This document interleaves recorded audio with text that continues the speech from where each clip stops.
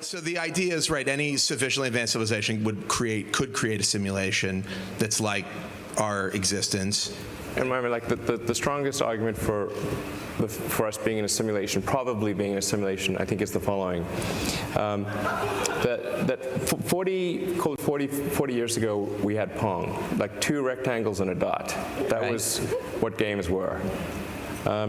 Now, 40 years later, we have photorealistic 3D simulations with millions of people playing simultaneously, and it's getting better every year. Mm-hmm. And soon we'll have virtual reality, augmented reality. If you assume any rate of improvement at all, then the games will become indistinguishable from reality, just indistinguishable. It would seem to follow that the odds that we're in base reality is 1 in billions. So tell me what's wrong with that argument. Broadcasting from the floating pie pan in the sky at Groom Lake Analog Recordings. Welcome to TarantulasDreamTV. Now here's your host, Samba. Hello, everybody. Welcome to Tarantulas Dream TV.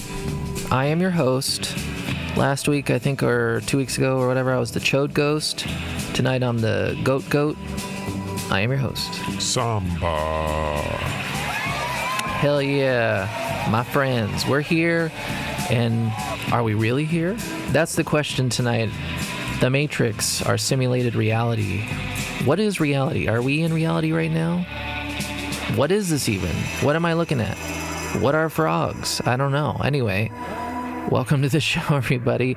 If you notice, I did something a little different in the intro tonight, even though the phone number is posted on the bottom right here, as you can see. Maybe there's my hand. There you go. There it is, right there. Tickling the number. There will be no open lines tonight because I do have a special guest, and they will be tying up the phone lines for most of the night. So no open lines tonight, unfortunately. I'm very sorry. But next time, if you have a phone call, you can give me a call or something. So, but let's move ahead with this with tonight, with the meats, with some of the meat. But anyway, let's get into the juice, the absolute succulent juice. There's so much juice that you have a separate cup for it, and then you take your sandwich, your delicious sandwich, and you dip it in the juice, and then you take it out of the juice cup, and then you pop it in your mouth. It's dripping down your chin, on your shirt. You look a mess, but it's just so good. You don't even care. Yes, I'm talking about the succulence, the juiciest meat of the night. Hell yeah, I love the succulent, juicy meat of the night. And as I can see, Leon's AZ, thank you for tuning in. And you right there, meat emoji already. You're on top of the world over here. This night meat's for you. So there we go. So before we dive into the Matrix, our fake reality, whatever that means, I do have a very special guest. I have the most special guest in the world over here. Let me see if I can bring them on the line. So this is one of my favorite guests ever. They're always a pleasure to have on the air. Yes, I'm talking about the Toast Ghost, the ghost with the toast, the just my favorite guest in the world, Ersatz Ghost. Are you there? Ooh, I'm here. I'm the ghost of the sea. There we go. They love me, Samba. They love me. They love you. Ersatz Ghost, how are you doing, my friend? I'm doing well. I'm just loving the life of a ghost in the machine. There you go. How are you, my friend? Oh, I'm doing just fine. I mean, here we are, season 2. This is your first appearance on the second season of Tarantulas Dream TV. Me personally, I'm just happy to be here. I don't know if you've been able to tune in, but I'm currently floating in this weird sort of ether in space. I got the budget to kind of launch myself into the darkness of space, and I'm just floating out here talking about God knows what. So I'm doing okay. But I'm glad to hear that my favorite ghost in the machine is made it to 2021. I've made it, and I too am floating in cyberspace. Ooh, Cyberspace. I'm right there with you. So we're both in space, two different kinds of space, but they're interlinked, so we can relate to each other in that way. But I'm glad to have you on the air tonight. You seemed like you were very excited to discuss something that you're probably intimately familiar with, the idea of sort of the Matrix or a simulated reality. You being a ghost in the machine, I'm sure you've seen plenty of just weird simulations in your I guess you could call it a lifetime. Yes, I am temporarily fascinated. I'm temporarily obsessed by this. Ooh, yeah. Oh, man. It's something I've been exploring quite a bit as of late. Okay, cool. Well, that's, in my eyes, that makes you sort of an expert. So, we're going to have a nice little conversation tonight when it comes to the Matrix and a simulated reality. But for everyone who's listening right now, I want to give everyone a little background on kind of what we're going to be talking about tonight. And the first thing is, I feel like most people are fairly familiar, but what exactly is the Matrix? Now, this is just from wikipedia.org. So, in general, the Matrix that I think most people are familiar with is the movie. It's a 1999 science fiction action film directed by the Wachowskis, and it stars some of our favorite actors and actresses, Keanu Reeves, Lawrence Fishburne, Carrie-Anne Moss, Hugo Weaving. It's the first installment in a franchise and a trilogy. There's going to be a fourth one coming out in the next handful of years. I'm not 100% sure when. But it depicts a dystopian future in which humanity is unknowingly trapped inside a simulated reality, otherwise known as the Matrix, which intelligent machines have created to distract humans while using their bodies as an energy source or a battery. When computer programmer Thomas Anderson, under the hacker alias Neo, uncovers the truth, he is drawn into a rebellion against the machines, along with other people who have been freed from the Matrix. Now, Ersatz Ghost, you're familiar with the Matrix, correct? Intimately, yeah. I was really into it when not long after it came out. And I've been actually doing a deep dive into a lot of the films that led up to the Matrix throughout the 90s. Okay. It's all dealt with similar themes. Any particular favorites out of the 90s sci-fi dystopian machine, I don't know, fake reality genre? Well, the other night I watched for the first time a film called The 13th Floor, which came out, I think, around the same time as The Matrix, 99, and is basically the same idea but done much worse. And it's pretty fun because it also has kind of a hero that is not necessarily that charismatic. Mm-hmm. But nevertheless, we follow them, and all the people around them kind of throw them into this weird journey. But it's got a much happier ending than The Matrix does.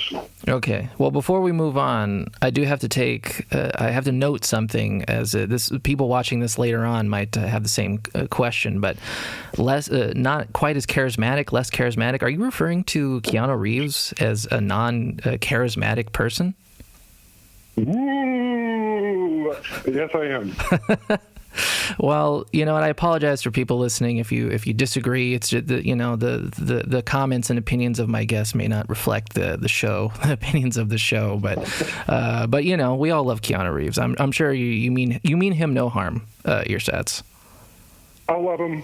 I think he's just kind of silly. Yeah, he's a silly man, but he seems like a nice guy. But anyway, we'll move on. We don't need to linger on Keanu Reeves. Now, this isn't Keanu Reeves theory. What's that?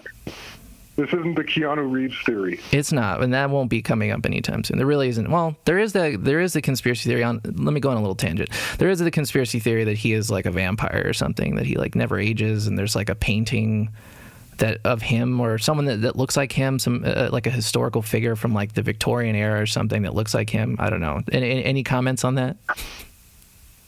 I think that's probably some season 3 material. Okay, well, we'll leave it at that then. We'll move on from Keanu Reeves. Now, ever since The Matrix and its subsequent sequels were released onto the world, the idea that the current reality we all seem to experience on a daily basis is potentially just a facade for the true nature of reality, that idea has penetrated the mainstream in a way that I don't think the Wachowskis or the writers of the film, at least the original film, probably ever fully anticipated. I don't think the Wachowskis ever really thought that their movie would kind of explode in the way that it has. Terms like being red-pilled, where, it's a plot device in the first film that only really comes up very quickly. It's only like a couple minutes, and then it kind of just never really comes up again. They don't need to use it again. That's been co-opted by a lot of right-wing conspiracy theorists and just conspiracy theorists in general for kind of an allusion to people being educated to the reality of what life really is. It's just a facade that Hollywood elites, world governments, advertisement, pop culture is just there to manipulate and manufacture, kind of, to dull the populace into being sheep. I don't know. Do you have any kind of opinions on that? That pretty much The Matrix has kind of spawned this whole culture of wanting to be red-pilled, wanting to be the veil to be lifted from your eyes. Yeah, I think the principles or the philosophical ideas behind The Matrix are really not that new. They've been around for hundreds of years or thousands of years, really going back to just the idea of a heaven and hell, this idea of the world that we're currently in is not the real world, and that when we die, we either go to some other place to be forsaken or saved. So that's not really a new concept, but as technology has gotten more advanced over the last 100 years in the kind of post-industrialized Western world especially, the idea of living in a computer simulation has become more and more prominent. There's a film that came out fairly recently, a documentary called A Glitch in the Matrix, which is not a part of the Matrix series, but a documentary by the same person who made Room 237, which is a separate documentary about the theories about The Shining and weird conspiracy theories about that. But A Glitch in the Matrix is really a documentary about people who believe that we are living in a simulation, and kind of how that believing that seems to inevitably lead towards eroding a lot of empathy towards other people, and kind of thinking that they're the center of the world, and like some kind of Truman Show thing, and nobody else is actually real. So it's actually a very disturbing documentary, and it gets into things like school shooters and how a lot of people who have committed murders have actually pled a version of the insanity defense in court, which is called the Matrix defense. So this is like a very real thing that people do believe, and it has very real-world consequences that they don't really account for in their Truman Show-esque appraisal of things. So I think a lot of that has to do with our current climate, with being, red-pilled to suddenly, you suddenly know the truth about the world. There's probably a lot of reasons why that's appealing to people in today's very hot political climate. Yeah. To try to be above everybody else and dehumanize everyone else. Yeah, and I mean, well, a few things. One, I haven't seen the documentary at all. So for the listeners out there, it sounds like a very interesting documentary. I feel like I'm going to probably check this out very soon. But I had no clue about, you said the Matrix defense. Is that what you called it? That people are pleading kind of insanity, but they call it the Matrix defense? Yeah, so in the documentary, A Glitch in the Matrix, there's a character or a person in it who's actually never shown on camera because they're doing their interview over the phone from prison. They're serving, I believe, a lifetime sentence for murdering their parents because they were obsessed with the Matrix and believed that they were in a simulation. And they, when they were in court, their lawyer tried to have them plead insanity, and I believe there was a version of the same defense that I think John Hinckley tried to use. It was the taxi driver defense, The idea of being so obsessed with a piece of media that literally becomes your view of the world, and you're not entirely accountable for what you do there because you are insane at that point. Yeah. Wow. Okay. The guy doesn't actually wind up pleading that defense because he comes around to say that he knew what he was doing, and now he, of course, regrets it and is trying to help people realize that they're not in the Matrix, but is still nevertheless serving out his lifetime sentence. Yeah. I mean, I'm glad that it seems like he's kind of been able to almost like red pill himself to coming back to some sort of reality, I suppose.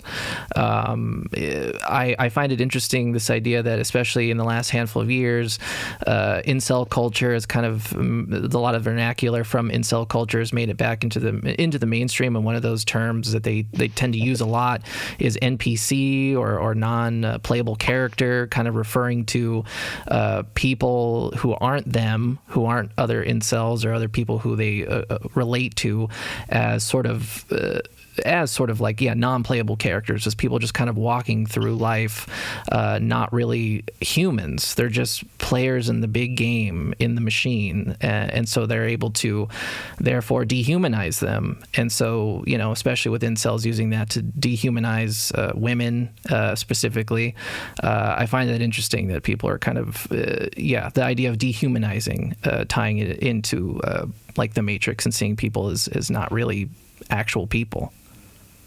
Yeah, it's really interesting of this convergence of a fairly old philosophical principle of we are not in the base reality of what life really is.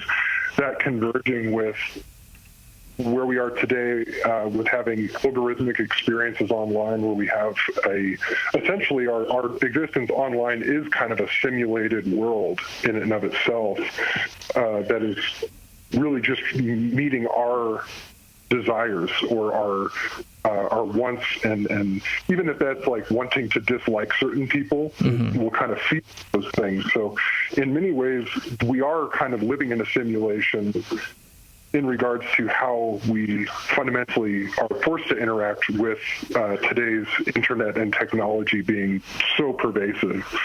Yeah, there's a lot of reasons why it feels like it's getting more popular to think in many ways we are, but in truth, I think it's just more that technology is really eroding people's ability to have empathy for other people, and that's just making it easier to, like you say, dehumanize people.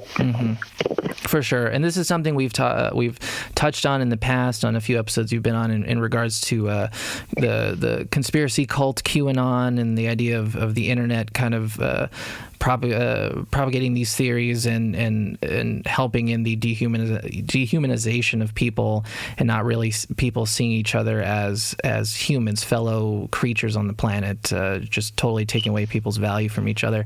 But I want to come back over here to some of the comments over here. I have a comment from Leonza AZ. What's an incel? Now, an incel is it means involuntary celibate. It's people who, it's like a subculture that of people, mostly men, who kind of, they aren't able to, relate to women. They don't have relationships, or romantic or sexual. They don't want a relationship with women. I don't know. Does that sound like a pretty good definition of an incel, Ersatz Ghost? From what I've gleaned, it's like angry versions who blame everybody else for their inability to connect with people intimately. Yeah. So it's I think there's actually, and as problematic as they are, I don't know, but Vice has like a really short, if you're interested, Leonza, like a super short, like little mini documentary where they interview an incel, and it kind of goes into the explanation of what they believe and how they function and how they relate to other incels and the whole thing. There's been mass shootings and crime involved with incel culture, so it's a whole thing. But yes, their big thing is they kind they've dehumanized women. And they don't see them as people really, and so they're not engaging with relationships with them. But hopefully that answers your question, Leonza.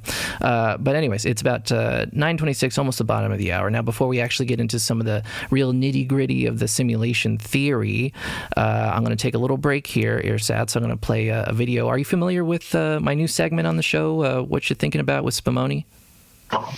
Little Spumoni! Yes. Old Spumone. He's my good buddy. He's an extraterrestrial, and he's a new part of the family over here on season 2. So I'm going to play a little video. It's the same one that I played last week. I didn't have time to get him on the air to make a new video this week, but he'll be back next week with a new video. So I'm going to play a little video from him, and I'm going to put you on hold, Ersatz, and I'll bring you back in a few minutes if that works with you. Okay. All right. So Ersatz will be back. My favorite, one of my favorite guests that I have here on the show. So this is What You Think About with Spumoni, answering a question from a listener, Marianne Peebles, about a hot new romantic trick that she read in the local Cosmo. So here we go with What You Think About with Spumoni.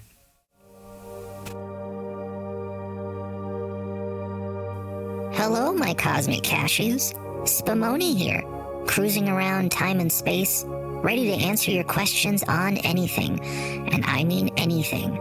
Tonight's question comes from Mary Ann Peebles. She says, Hi there, Spumoni. This is Mary Ann Peebles. Just calling you, asking you a quick question. So I was reading the latest issue of Cosmo magazine down at the beauty salon, and it had an article about the #1 trick to get the love juices flowing in your boudoir.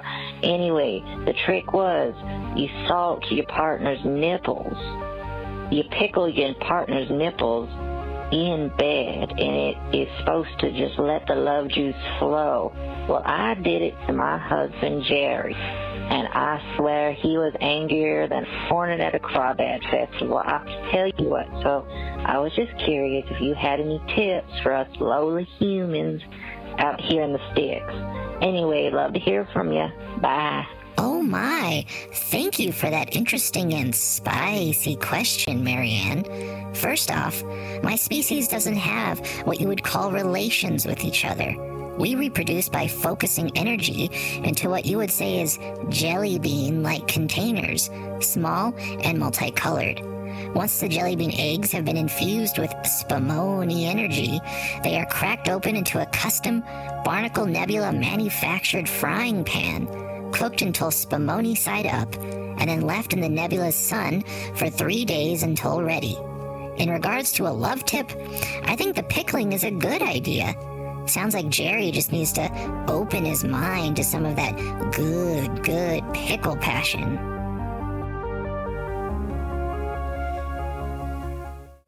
There you go. That was What You Thinking About with old Spumoni over here on Tarantulas Dream TV, answering a question from Marianne Peebles, a faithful listener of the show, in regards to a hot new romantic tip about pickling your partner's nipples in bed. So I don't condone it personally. I would never want to pickle a partner's nipples in bed. It seems messy. It seems a little stinky. I don't know. Putting vinegar on your lover. I don't know. But regardless, if that helps you out, Marianne Peebles, and the listeners, if it helps you out, then I say go for it. So please, if you want to pickle your partner's nipples in bed, I ain't gonna stop you. But anyways, it is 9:30 over here on Tarantulas Dream TV. Let me bring back my guest, Ersatz Ghost. You there? Ooh, yes, I am. There we go. We got you back on the line, ready to dive a little deeper into the simulation theory over here on Tarantulas Dream TV. So before we move forward, I want to dive a little bit into the definition of what the actual simulation theory is, because it's very interesting. It's something that I find very interesting, and it seems to kind of be spreading a little bit. So Swedish philosopher Nick Bostrom lays out the simulation theory in fairly plain language, stating fiction, many works of science fiction, as well as some forecasts by serious technologists and futurologists predict that enormous amounts of computing power will be available in the future. Let us suppose for a moment that these predictions are correct. One thing that later generations might do with their super powerful computers is run detailed simulations of their forebears or of people like their forebears. Because their computers would be so powerful, they could run a great many such simulations. Suppose that these simulated people are conscious, as they would be if the simulations were sufficiently fine-grained, and if a certain quite widely accepted position in the philosophy of mind is correct, then it could be the case that the vast majority of minds, like ours, do not belong to the original race, but rather to people simulated by the advanced descendants of an original race. It is then possible to argue that if this were the case, we would be rational to think that we are likely among the simulated minds rather than among the original biological ones. Therefore, if we don't think we are currently living in a computer simulation, we are not entitled to believe that we will have descendants who will run lots of such simulations of their forebears. So that's just kind of a general theory, a general outline of what the theory is. Ersatz, do you have any comments on just the general simulation theory? I think in general, even when it gets more in depth than that, it always kind of carries this tone of like, well, we have to know this. Like there's something about mankind needing to know these things, and I don't know if the theory in and of itself even makes room for empathy. Okay. Yeah. In general, the kind of the basic kind of definition of the theory is very plain. It's just we either, and he actually goes a little deeper over here with what he calls the simulation argument, and pretty much it's just three little bullet points here.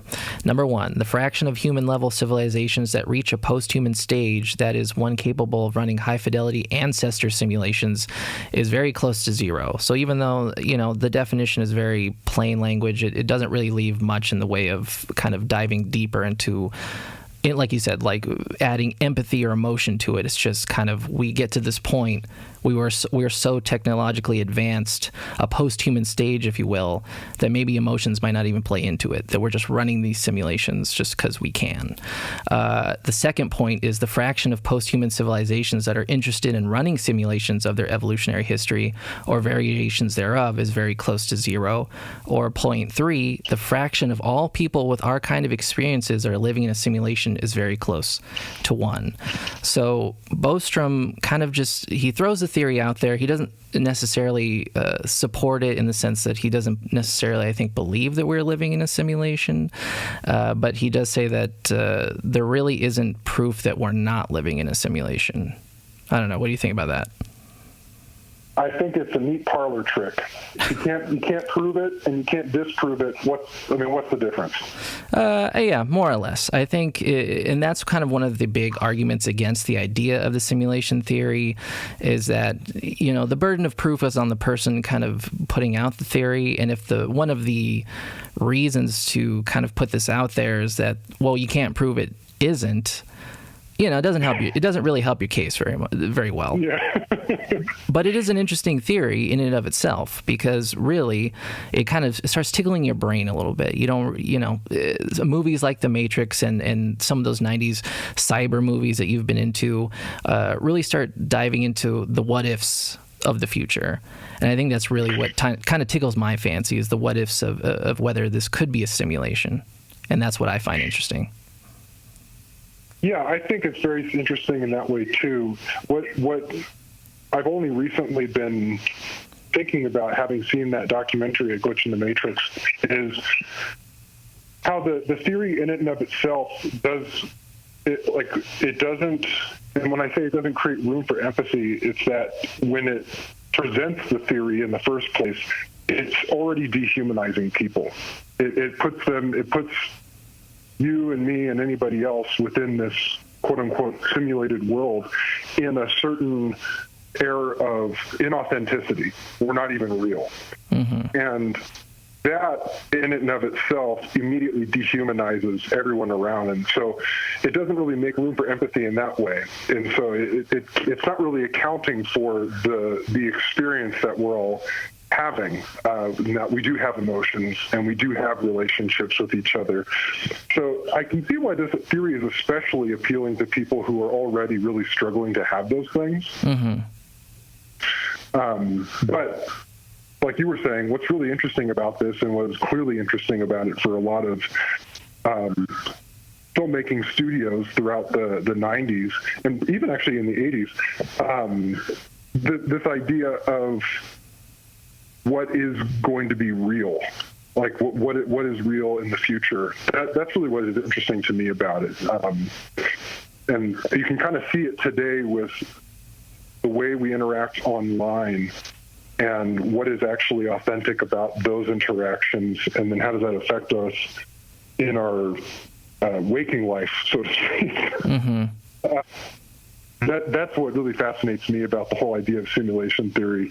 Similar to how in these 90s movies they depict a dystopian future, and they don't really anticipate how we actually are living in a utopian and dystopian kind of future. Like we live in this utopian society of a lot of technology that is very helpful and does actually make our lives better in some ways, but it's simultaneously dystopian because it's dehumanizing us at the same time, mm-hmm. and making us dehuman to other people.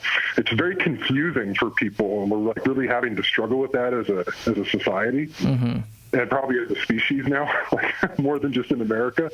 So that's kind of what I find interesting about simulation theory, is like it feels like it hits a certain mark but misses it at the same time, in the same way that these 90s movies did. Okay. Yeah, and I see what you're saying, and I agree with this weird idea that potentially, or when we're looking at the simulation theory and these ideas that like at some point we'll sort of spiritually, physically, mentally evolve into these like post-human societies where even potentially we're not governed by any sort of historical narrative in our head or reptilian part of our brains anymore, and then that'll be the point where we've invented this technology to create simulations. It really does kind of feel very robotic. It feels very gray, like there's just no life to it. That humanity is just evolving into these like states of just almost essentially just like I said, being robotic. And that's not necessarily something that in my head sounds good. It sounds very just cold and sterile, and that's not the perfect utopian reality that I actually want to go to. But the simulation theory in a lot of ways feels like it's wanting to push us towards the idea that we will never be able to get to the point of technological perfection unless we kind of separate ourselves from what makes us human, which is empathy and emotion for other people. So in that way, it is kind of like a really grim theory. Yeah, it's very grim, and it also feels like, I mean, to me, what's also really bizarre in the conspiracy angle of this is because this simulation theory has gotten more widespread in recent years, I wonder how much of that has to do with how cost effective it is for people to dehumanize each other, to push technology further. Mm-hmm. Like, in the same way that the 90s had these films where almost every one of these technological movies was pushing this idea of either we're living in a simulation or we're about to start living entirely in cyberspace. Nowadays, in 2020, in this decade, the narrative that seems to be coming out now is we can have human experiences even after death if we use technology. Mm-hmm. And so you see a lot of films coming out now that are dealing with grief and loss as a theme through the lens of bringing people back, essentially resurrecting them through algorithms or tech or whatever. And that being some kind of substitute some way to almost cheat death or cheat our own humanity and live on forever. That is probably going to be a real thing that we'll have to actually deal with. Sure, yeah. If we're okay with that, and every individual's going to have to figure out how they feel about that and maybe even include that in their will. But what's interesting about this is that in the last 30 years, we've gone from this, we are going to live on cyberspace and live in a simulation, to now it's like, almost, it feels to me like this last gasp of, are we going to full on just commit to saying we can have one-to-one, totally to scale, and lose nothing of our humanity by just existing through computers, and our whole legacy and who we are being represented through computers. That seems to be what is coming through in a lot of these films now. So I don't know if that's a conspiracy, but it does kind of seem like there's something in the zeitgeist, and it doesn't look great. Yeah, and we had kind of had a little conversation before the show, and I had kind of brought up this idea, and again, maybe it is kind of getting a little bit into the conspiracy realm and getting a little conspiratorial, which I don't necessarily think is always a bad thing. It is okay to kind of question things, but when presented with the evidence, you have to be able to dial it back. But in regards to sort of a lot of video games these days, and this isn't even a new video game, but there's like The Sims, and even like Animal Crossing, which was a huge game this past year. This idea of a life simulator, games where you create artificially created characters, and then in some of these instances, you're able to manufacture scenarios for them to kind of either have to overcome, or you're, in regards to like The Sims, I don't know, I haven't played it in a long time, but you can build their life for them, and then you kind of just let them interact on their own. You're feeding them. You could kill them if you wanted to. In a lot of ways, these kind of like, and again, this is a little conspiratorial, these sort of like video games, even though they're for entertainment, do kind of desensitize you to the idea that like life can continue artificially in some way. Whether you're controlling that as the godlike character behind a controller, or potentially your brain, especially with like augmented reality and virtual reality, eventually being the one in the machine, and your life is continuing on an artificial level. It feels like people are getting more acclimated to the idea that life goes beyond the physical and is now binary. It's ones and zeros. Yeah. It seems to be pushing this idea that the simulated world is good enough to represent. And in a lot of ways, I have to concede, like, it does feel that way sometimes. Like, one of the things I was talking with you about was how in the 90s, I played a game called Active Worlds. And it was essentially Second Life before Second Life. It's like this online 3D world, kind of like Minecraft, but it was more trying to be more for adults and like realistic and so on. So you could build locations and chat with people on the internet and stuff. And I still remember and feel nostalgic for inhabiting those particular locations that I built with my friends in that game. And I'm sure the same is for a lot of people who have played in these simulated worlds. And so there is a very real, like, emotional component of the memory of inhabiting those spaces. But I would say that that's not in the spaces themselves. It's in my relationship to them, which is very hard to quantify. As much as I feel nostalgic for playing in those spaces, really what I'm nostalgic for is being 10 years old on the computer that summer and, you know, drinking a really sugary drink, and, you know, my dad's in the other room farting or whatever. Like, there's something specific about it. Yeah. So to what my experience was as a human being and all the different components of that when we think of that being available through a computer, like, if my great grandkids want to access that world, they're not going to have that relationship to it. Yeah. So there is something that's going to be lost if we start to quantify our experience to something that can be truly represented through, like you said, ones and zeros. Now, kind of to bring it down a level, I find it interesting, Ersatz Ghost, a ghost in the machine, that you kind of spilled the beans a little bit. You said you were 10 years old at one point? Yeah, I mean, that was before I was a ghost. Okay. I mean, I don't know if you've ever really fully revealed your backstory or anything, which you don't have to do. You can keep the mystery alive. But for the listeners out there, I had no clue that my guest was a child at some point. I just thought they were perpetually just always kind of a technological ghoul or a ghost. You know, I didn't know. Very interesting. Well, we can get into it some other time, but I'll say this: like, I know what I do about computers because I had to get in here. You know. Mm-hmm.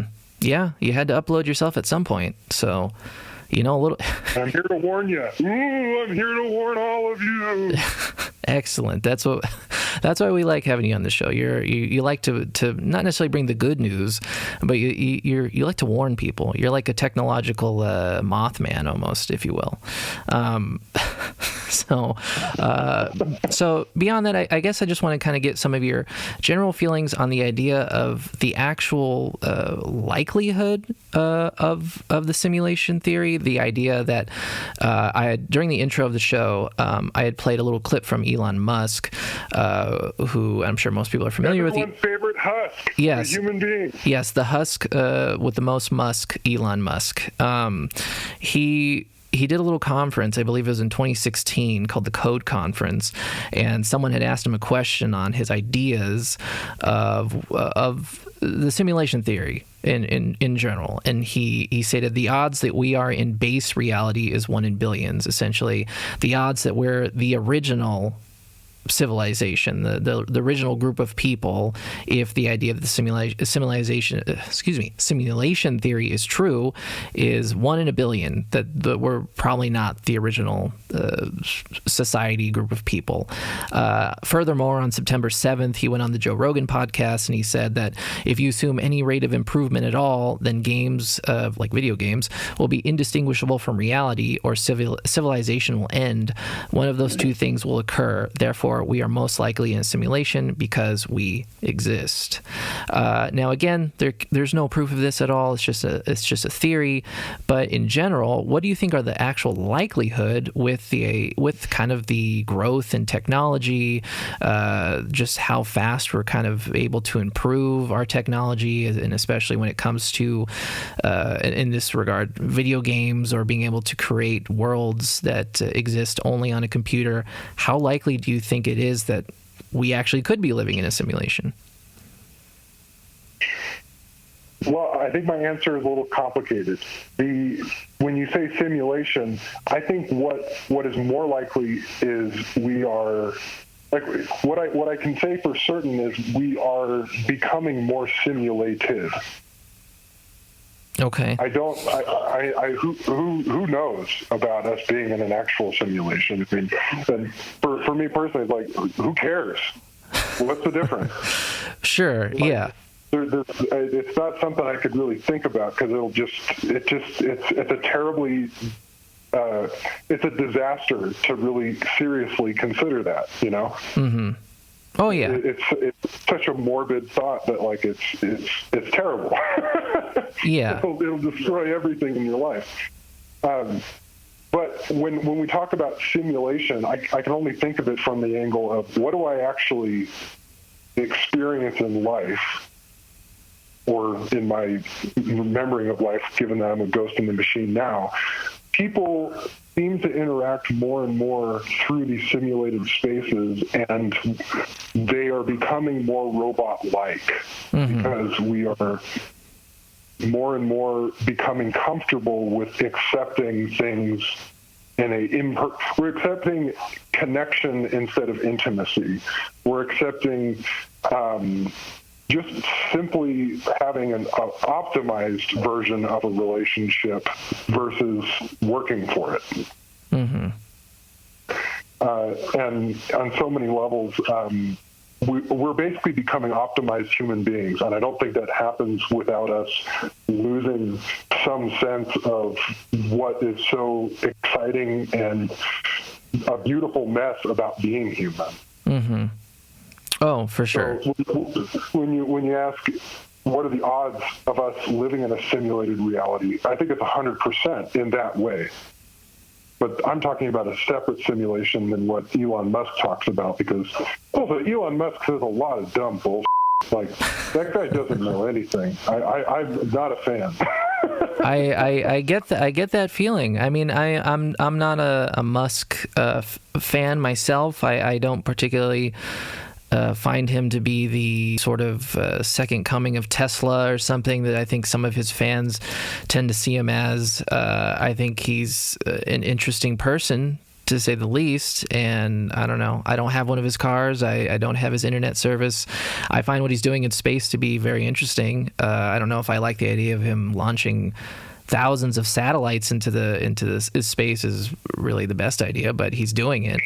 But you know, he does have a lot to say about simulation theory, and I think because of someone of his stature is talking about it, I think that really has spread the idea to a lot of people that, you know, it tickles their brains a little bit, whether or not we're real people or not. And I think that for certain people that can be very damaging, because then like we were talking about earlier, it does start to break down the veil in your head of well, then what am I worth anything, or is anything around me worth anything if literally this is potentially just the game of some future child, I don't know, programming me? I think it can be a very bleak and I wouldn't say dangerous, but yeah, like we've been saying, a very dehumanizing idea. And someone like Musk talking about it, I think, spreads it to a wider audience, and it I don't know, it leaves a very weird taste in my mouth. Yeah, I agree. And somebody like him who does have that large platform saying those things, I mean, he also says things like, we're gonna not have to use our voices, and like spoken language will be obsolete in 5 years. Like he says these things all the time, and it doesn't necessarily. It's like they're interesting. But that's what I mean by they're kind of like parlor tricks. Mm-hmm. It's like it's a fun little thought experiment, but like, what's the difference? Yeah. For sure. So we're coming up to kind of the last couple of minutes of the show, so I want to ask you kind of just a few more questions. So in general, in terms of conspiracy circles, the idea of being red-pilled or lifting the veil from your eyes to reveal the true nature of reality, which in a lot of conspiracy theories is a very bleak, dangerous, soul-sucking, very enslaved reality. But in your opinion, I feel like what would your version of being red-pilled look like, in it, kind of rolling in with your idea of living in a simulation, kind of being sort of what we're in now, where our lives are starting to become digital and cold and not connected in a human way? What does your version of being red-pilled look like? Wow. I think it would be... Wow, I wish you would have asked me this earlier. That's a great question. I mean, we have time. Don't worry. Instagram, it'll keep going. That technological matrix reality, they're not going to cut me off. So you go on with your answer if it takes a little bit of time, because I'm curious. I think, given that I'm a ghost now, but I lived long enough to know some amount of wisdom that asking questions that there are no answers to are very productive, but they do eventually reach a point of diminishing returns. And in that context, you actually, I feel, find an answer, which is, like I've been saying, what's the difference? All you have are the people around you that you can actually touch, that you can actually make a difference in their lives and actually feel connected with. Mm-hmm. And if we don't have that, we crumble. We can't function as human beings. Mm-hmm. So being red pilled from our current simulation, as I described it, I don't think it means like throwing everything out and like being anti-technology. I think it's a matter of being pro-human. Mm-hmm. And finding a way to make that work. So it's going to be different for each person. You also got to remember that technology and the way that we use it in the applications that we use so frequently every single day, they're created by people who literally design them as essentially casino games and having very quantifiably addictive qualities to them. Mm-hmm. And so there's a larger conversation here probably of being red-pilled to the simulations that we're in is also to talk about addiction and individuals' relationships with addiction. Removing the crutch of technology that isn't actually as necessary as we would think it is. Yeah. That has a lot to do with having a very honest conversation with oneself about addiction, and that can be really scary and hard. I think being red pilled is it's not quite as simple as sure. ripping yourself out of it as one would think from the metaphor. But I think that there is a way to hold on to your humanity. And part of that is kind of having the vulnerability to say, maybe I have a problem and I need the people around me, and I don't feel connected with them, and I need that more. Yeah, and it's interesting you say that because tying back to technology, I was listening to the radio the other day, and there's an ad running of this woman who's it sounds like she's almost on a phone, and she's speaking to just a friend. You don't hear the friend, and she's describing how she's lost her job, how she's really questioning what she's going to do.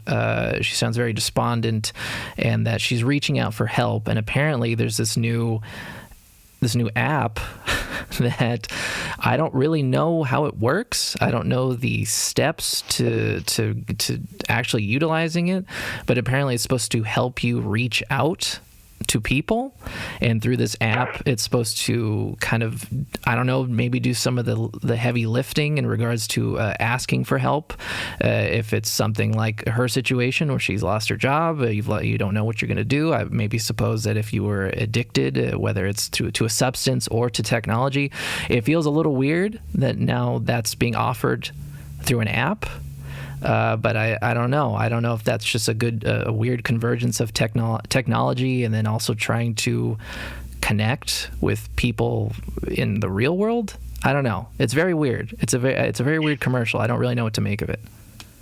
Yeah, there's I mean, who's to say who that will and wouldn't work for? But there does seem to be a common belief in our tech utopianist Western world that technology got us into a big mess, but don't worry, technology is going to get us out of it. Yeah, and there's a lot to be hesitant about that. I mean, I hear that all the time when it comes to climate change. That some people are throwing caution to the wind already because however we fuck up the planet, we could just maybe down the line with technology fix. I don't really know the science behind that. If there is any science behind fixing climate change purely through technology and future tech, but yes, people are definitely in the camp of whatever humanity can't figure out themselves or whatever we f*** up. Robotics, technology, computers, quantum computing, what have you, will be there right behind us to kind of sweep up the mess. So, can I add one other thing to what you were just saying? Sure. About that ad? Because that brings to mind this common phenomenon that I've heard more and more, especially during the pandemic. People, sometimes we don't respond to each other in like text messages or through applications and so on. Obviously, there's the term ghosting, which is not really what I'm talking about. It's more like we have a friend and we just don't respond to them because for whatever reason, or they don't respond to us. And I've been hearing more and more people saying things like, or sharing memes that say, sorry I didn't respond, I was trying not to kill myself. And it's like half joking, I think. And I don't know if these people are actually suicidal, but what this tells me is somehow we don't feel comfortable reaching out to each other or even just telling somebody now is not a good time. Yeah. And I don't know why it is. But I think that has something to do with, again, things have become so optimized in our interactions that having difficult conversations about how we're feeling or just needing to put a boundary up, those are like very difficult to have in the context of these apps and the whole level of discourse that they've created. Interactions. So that's maybe an aspect of more tangibly how things are becoming more simulated. We're not really intimate. We're just kind of like connecting and then holding off on really getting close to each other. Yeah.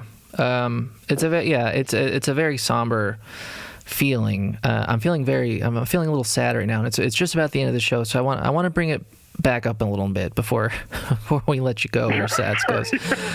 Is there any? We were talking about '90s stuff earlier, '90s films and cyber culture and whatnot.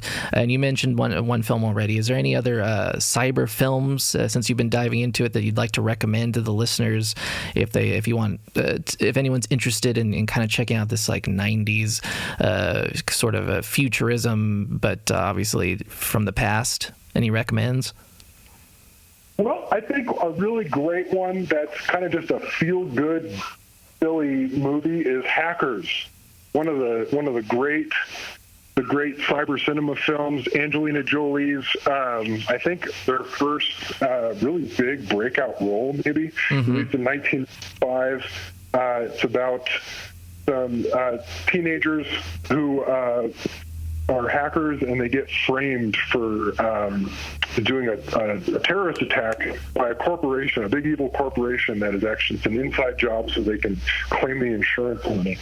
And they have to hack the major bad guy corporation, and they have to hack the planet. Hack the planet. The whole planet hack them, and yeah, it's really something. It's a feel good, really silly hacker movie that's very iconic for its era. Excellent. Okay, that brought me back up a little bit, thinking about a young Angelina Jolie and being framed and what did you say, insurance monies? I don't know. There's a lot to unpack there, but it makes me feel a little bit better. So thank you for that recommend. Anyone on the air, please check out the loveliest of films, Hackers, over there.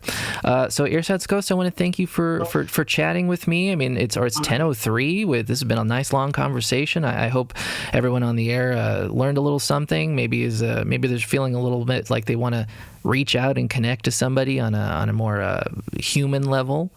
And Ersatz, wherever you're going next, I hope that you're able to connect with us again sometime soon. I'm always with you in your pocket. Whoa! There we go. That was old Ersatz Ghost over there. In my pocket.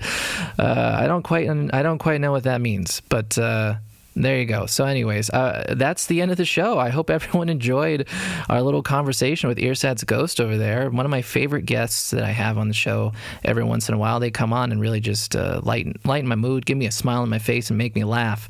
Anyways, I'll be back next week, same time, 9 to 10 p.m. over here on Instagram. Again, I keep talking about it. Maybe I'll be moving the show to a new platform, but you know what? I just feel so comfortable over here on the old Zuckerberg Instagram that I just haven't done it yet. But anyways, please, everyone, stay safe out there. Continue to wear your mask, social distance if you can, get your vaccines if you're able to, and remember, it is a weird, weird world. Take care.